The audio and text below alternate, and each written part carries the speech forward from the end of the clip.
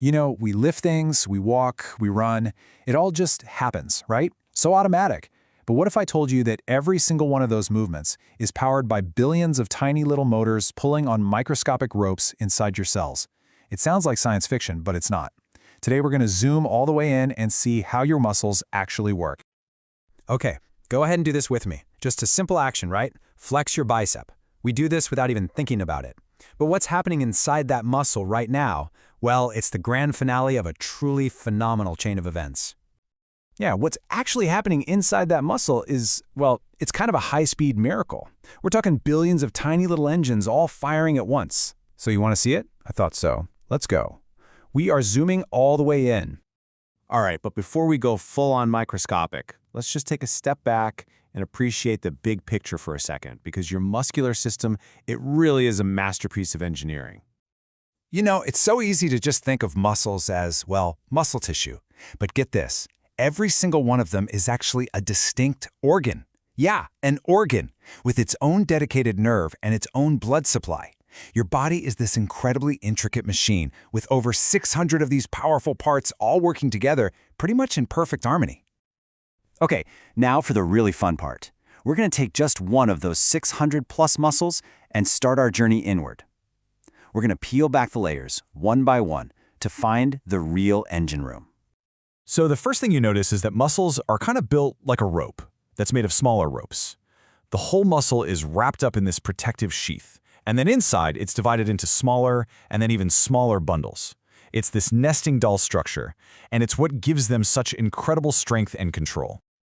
And that first bundle we come across, it's called a fascicle. The easiest way to picture it is like a bundle of drinking straws, all held together.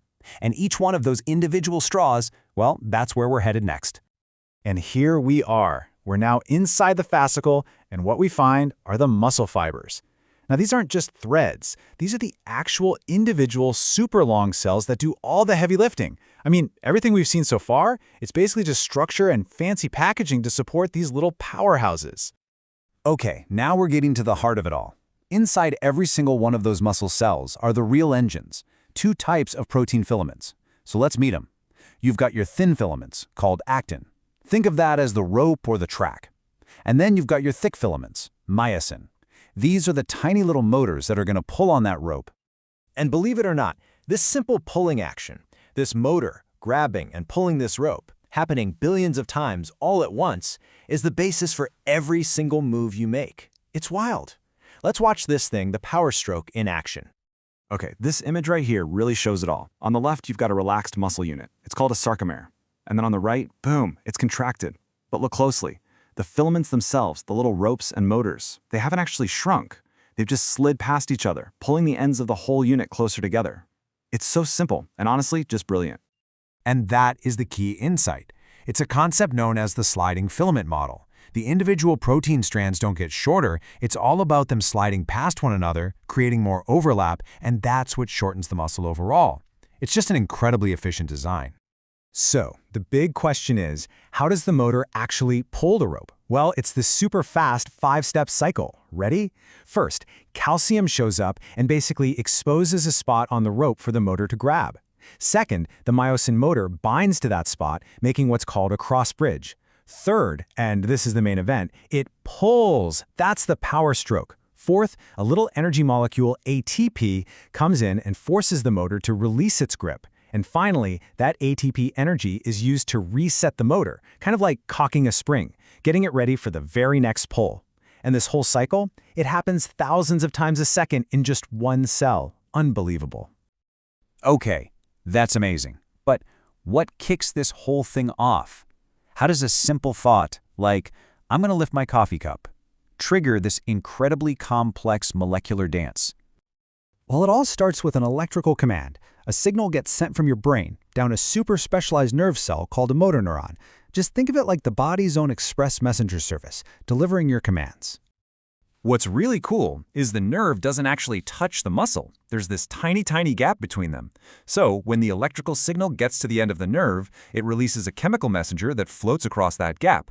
And that messenger is the final go signal. It's what tells the muscle fiber, all right, it's time to contract. And the very first job of that chemical signal? To flood the muscle cell with calcium ions. Remember step 1 of the power stroke we just talked about? Expose? This is it. Calcium is literally the key that unlocks that actin rope, exposing the spots where the myosin motors can finally grab on. It's simple. No calcium, no grip. And if there's no grip, there's no contraction. Okay, so all this molecular machinery is absolutely incredible. But, like any engine, it needs fuel to run. So, where does the energy come from? What happens when you start running low? And what kind of stuff does it produce as a byproduct? So, the direct fuel source, the gasoline for that release and reset step, is a molecule called ATP, adenosine triphosphate. This stuff is the universal energy currency for pretty much everything your cells do. And your muscles, they burn through it at an absolutely staggering rate. Okay, so if we're burning through all that ATP, where do we get more? Well, for any activity that lasts more than just a few seconds, your body needs oxygen to generate ATP efficiently. And that's where your red blood cells come in. They're like little delivery trucks, packed with hemoglobin, grabbing oxygen from your lungs and rushing it to your muscles to keep those engines running. Now, this is where it gets really interesting, especially when you push yourself hard. During really intense exercise, your muscles start using energy way faster than your lungs and heart can deliver oxygen. That gap you see, that's called an oxygen debt. Your muscles are basically spending energy on credit that they can't pay for with oxygen just yet.